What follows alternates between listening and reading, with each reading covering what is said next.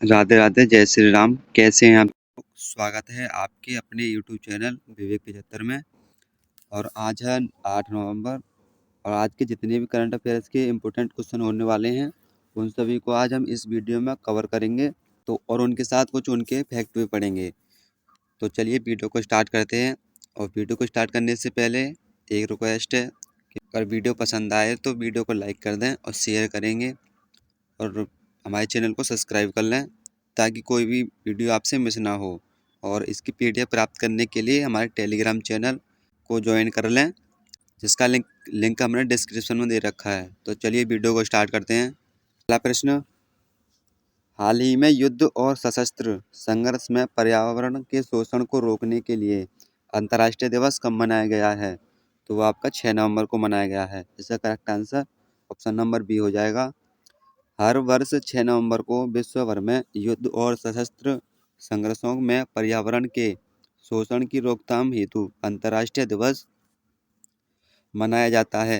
यह संयुक्त राष्ट्र द्वारा घोषित दिवस है जो यह याद दिलाता है कि युद्ध न केवल मानव जीवन के लिए बल्कि पर्यावरण को भी गहराई से प्रभावित करता है। 1 नवंबर को आपका विश्व शाकाहारी दिवस, केरल, कर्नाटक, मध्य प्रदेश, छत्तीसगढ़, हरियाणा स्थापना दिवस और पुडुचेरी दिवस मनाया जाता है। 3 नवंबर को विश्व जेलीफिश दिवस मनाया जाता है। और 5 नवंबर को विश्व सुनामी जागरूकता दिवस मनाया जाता है। हाल ही में किस राज्य ने वैश्विक नेतृत्व के लिए एआई इनोवेशन हब लॉन्च किया है? तो वो किया है आपके तेलंगाना ने। ठीक है, इसका correct answer option number C हो जाएगा। तेलंगाना ने विभिन्न क्षेत्रों में एआई अनुसंधान, नवाचार को और सहयोग को बढ़ावा देने के लिए हैदराबाद में Telangana artificial intelligence innovation hub की स्थापना की है। तेलंगाना सीईआईआर पोर्टल के माध्यम से फ़ोन रिकवरी करने के मामले में शीर्ष पर रहा। भारत का पहला सेमीकंडक्टर नवाचार संग्रहालय हैदराबाद में खुला। तेलंगाना सरकार ने पर्यटकों की सुरक्षा बढ़ाने के लिए समर्पित पर्यटन पुलिस इकाइयाँ शुरू की। तेलंगाना रियो कार्निवल की तरह बथुकम्मा उत्सव मनाया जाएगा। तेलंगाना विधानसभा में पंचायती राज संशोधन विधेयक और नगरपालिका संशोधन विधेयक सर्वसम्मति से पारित हुआ।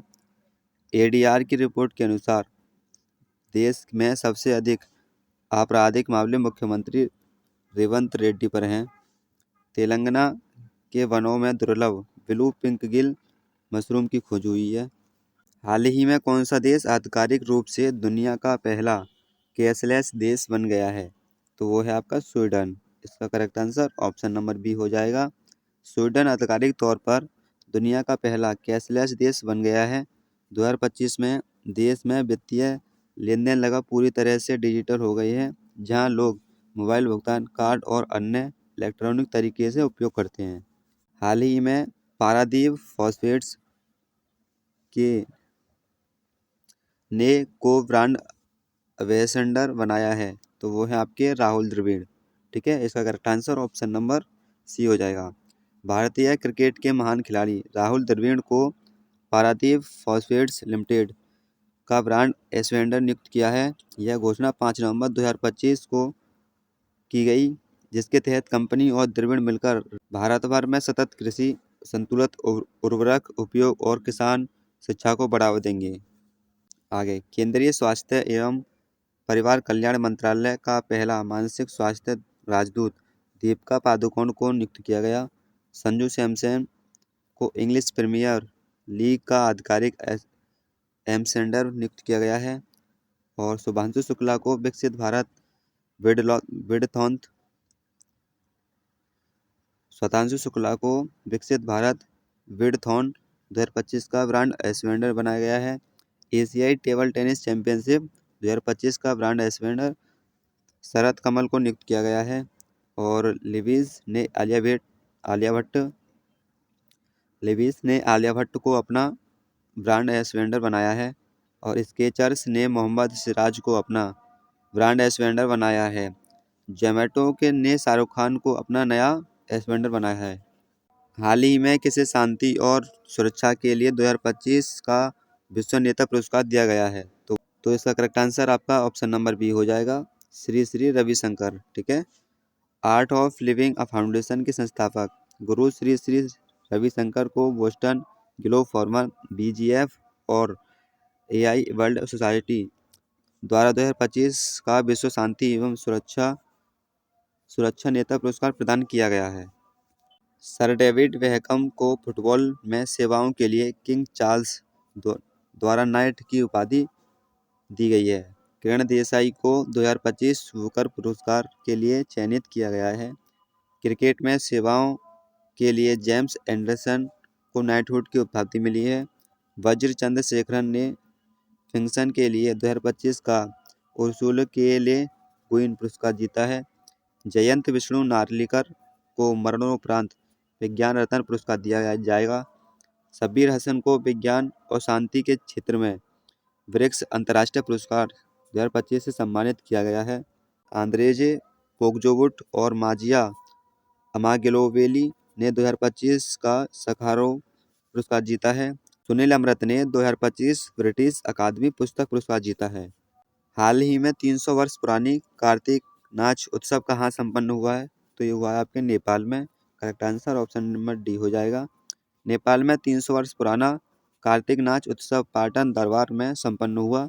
यह कार्तिक महीने में आयोजित होने वाला एक पारंपरिक नृत्य नाटिका है, जिसकी शुरुआत 1641 ईस्वी में राजा सिद्ध नरसिंह मल्ल ने की थी। आरबीआई ने नेपाल को भारतीय रुपये में उधार देने की अनुमति दी है। नेपाल में 5 दिवसीय तिहाड़ उत्सव मनाया गया। सविता भंडारी नेपाल की पहली महिला अटॉर्नी जनरल बनी है। नेपाल ने 26 अपंजीकृत सोशल मीडिया प्लेटफॉर्म पर प्रतिबंध लगाया है। नेपाल आधिकारिक तौर पर अंतर्राष्ट्रीय बिगगेट एयरलाइंस में शामिल हुआ। नेपाल में भारतीय दूतावास ने हिंदी साहित्य उत्सव का आयोजन किया। दक्षिण पूर्व एशिया क्षेत्र में रूबेला से मुक्त घोषित होने वाला पहला देश नेपाल बना है। पर्यटन को बढ़ावा देने के लिए टिकटॉक ने नेपाल के पर्यटन बोर्ड के साथ साझेदारी की है। अगर वीडियो पसंद आ रहा हो तो वीडियो को लाइक कर दें और चैनल को सब्सक्राइब कर लें। अगला, हाल ही में किसे आईआईटी ने पूर्वोत्तर विज्ञान एवं प्रौद्योगिकी क्लस्टर का शुभारंभ किया है? तो क्या है आपके आईआईटी गुवाहाटी ने। इसका correct answer option number C हो जाएगा। आईआईटी कानपुर ने मुख्य चुनाव आयुक्त ज्ञानेश कुमार को सम्मानित किया।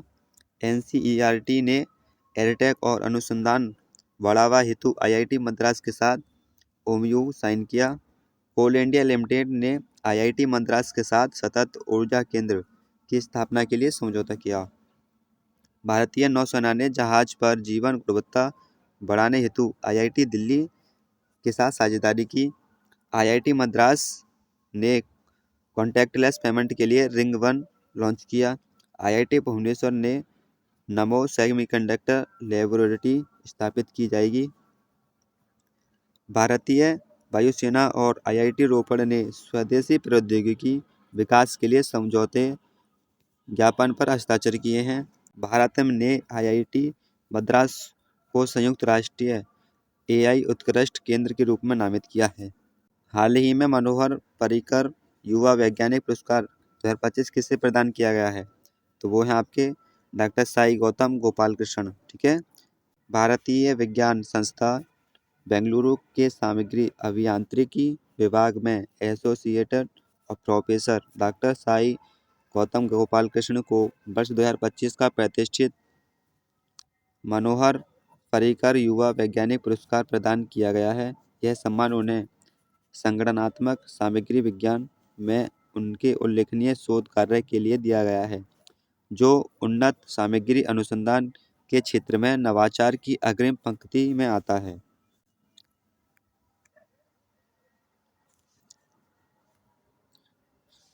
अगला, हाल ही में प्रोजेक्ट चीता के तहत किस देश ने 8 चीते भारत लाए जाएंगे?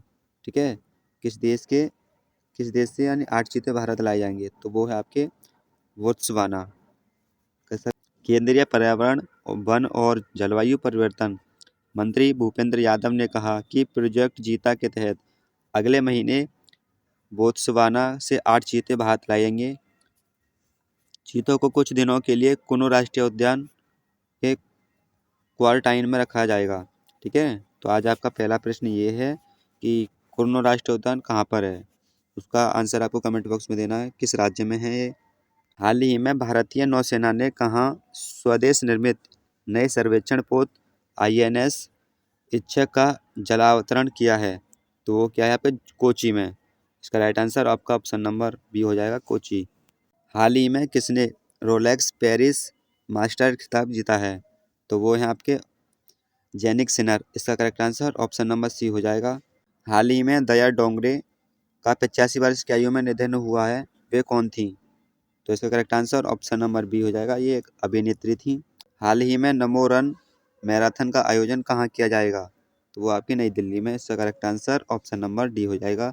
सांसद खेल उत्सव के अंतर्गत नमो रन मैराथन का आयोजन 16 नवंबर को नई दिल्ली में किया जाएगा। हाल ही में भारतीय सेना द्वारा आर्मी स्पोर्ट्स कॉन्क्लेव 2025 का आयोजन कहाँ किया गया है। तो आपके नई दिल्ली में किया गया है। भारतीय सेना ने आज नई दिल्ली के मानेकशॉ सेंटर में आर्मी स्पोर्ट कॉन्क्लेव 2025 का आयोजन किया।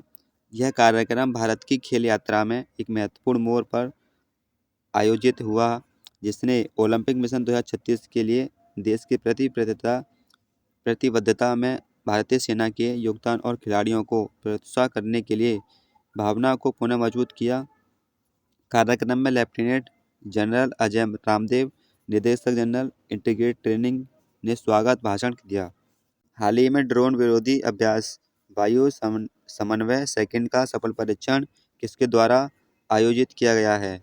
तो आपके भारतीय सेना द्वारा किया गया था। इसका correct answer option number B हो जाएगा। भारतीय सेना ने पुणे स्थित दक्षिण कमान के तत्वावधान में 28 से 29 अक्टूबर तक रेगिस्तान क्षेत्र के अग्रणी इलाकों में बड़े पैमाने पर ड्रोन और ड्रोन विरोधी अभ्यास वायु समन्वय सेकंड का सफलतापूर्वक आयोजन किया। यह अभ्यास विभिन्न हवाई और जमीनी संसाधनों को एकत्रित करके एक यथार्थी इलेक्ट्रॉनिक युद्ध और प्रतिस्पर्धी परिचालन वातावरण में बहु क्षेत्रीय कमान एवं नियंत्रण केंद्रों के संयोजन द्वारा अगली पीढ़ी के युद्ध के लिए सेना की तैयारी को प्रमाणित करने के लिए एक डिजाइन किया गया था। हाल ही में किस राज्य की गोगाबिल झील, ठीक है याद रखेंगे इसको, गोगाबिल झील भारत की 94वीं रामसर साइट बनी है। तो ये तो आपका कल का प्रश्न था। तो बताइए किस इसका आंसर आपका सही गया है। इसका correct answer option number B हो जाएगा, बिहार। ठीक है, चलिए कुछ रिवीजन करते हैं अपना। ICC महिला विश्व कप 2025 भारत ने जीता है। वित्तीय वर्ष 2024-25 में भारत ने अमेरिका से सबसे अधिक FDI प्राप्त की। दिल्ली सरकार ने पिंक सहेली स्मार्ट कार्ड शुरू किया। क्रिकेट में सेवाओं के लिए जेम्स एंडरसन को नाइटहुड की उपाधि मिली है। CBSE ने दुबई में पहली अंतर्राष्ट्रीय सहोदय बैठक आयोजित की। अफगानिस्तान भारत में अपना पहला राजदूत नियुक्त करेगा। तंबाकू और वेपिंग उत्पादों पर पीढ़ीगत प्रतिबंध लागू करने वाला पहला देश मालदीव बना है। पंजाब की पुलिस ने साइबर जागो कार्यक्रम शुरू किया। फिडे शतरंज विश्व कप ट्रॉफी का नाम बदलकर विश्वनाथन आनंद के नाम पर रखा गया है। जोहरान ममदानी न्यूयॉर्क के पहले भारतीय मूल के मेयर बने हैं। ग्लोबल फाइनेंस द्वारा SBI को विश्व का सर्वश्रेष्ठ उपभोक्ता बैंक 2025 नामित किया गया है। उत्तराखंड सरकार दिसंबर 2025 से राज्य में प्रवेश करने वाले सभी वाहनों पर ग्रीन टैक्स लगाएगी। इलम पार्थी भारत के 90वें ग्रैंड मास्टर शतरंज ग्रैंड मास्टर बने हैं। मणिपुर में निगोल चाकबो उत्सव मनाया गया है। भूटान 2025 में वैश्विक शांति प्रार्थना उत्सव की मेजबानी करेगा। चक्रवात मोन्था का नाम थाईलैंड ने रखा है। 8वें वेतन आयोग के अध्यक्ष रंजन प्रकाश देसाई को नियुक्त किया गया है। केरल ने PM श्री स्कूल स्कीम में शामिल होने के लिए केंद्र सरकार के साथ साझेदारी की। चीन में भारतीय दूतावास में रविंद्रनाथ टैगोर की प्रतिमा का अनावरण किया। मध्य प्रदेश का नौरादेही अभ्यारण्य चीतों के लिए तीसरा आवास बनेगा। आज का आखिरी प्रश्न, और ये प्रश्न आपके लिए। हाल ही में कहाँ दुनिया के सबसे बड़े पुरातात्विक संग्रहालय GEM का उद्घाटन हुआ है। तो इसका आंसर आप हमें कमेंट बॉक्स में देंगे। तो कैसी लगी वीडियो? अगर अच्छी लगी हो तो वीडियो को लाइक करें, चैनल को सब्सक्राइब कर लें और अपने भाई को सपोर्ट करें। और इसकी पीडीएफ पाने के लिए हमारे टेलीग्राम चैनल को ज्वाइन कर लें, जिसका लिंक डिस्क्रिप्शन में दे रखा है। और ऐसे ही छोटी छोटी शॉर्ट वीडियो पढ़ने के लिए हमारे इंस्टाग्राम चैनल को भी फॉलो कर लें। तो चलिए, जब तक के लिए आपका बहुत बहुत धन्यवाद वीडियो के आखिर तक बने रहने के लिए। तो चलिए वीडियो को ही समाप्त करते हैं। जय हिंद, वंदे मातरम।